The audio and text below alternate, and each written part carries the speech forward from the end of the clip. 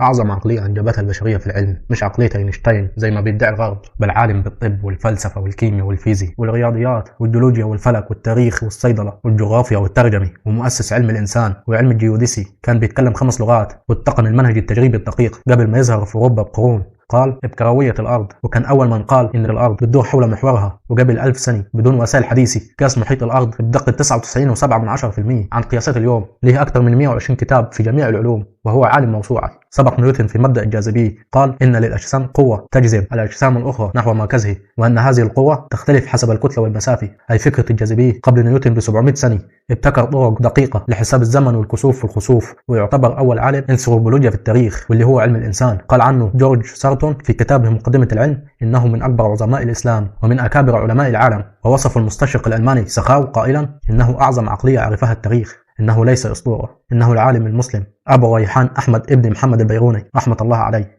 هل كنت تعرفه؟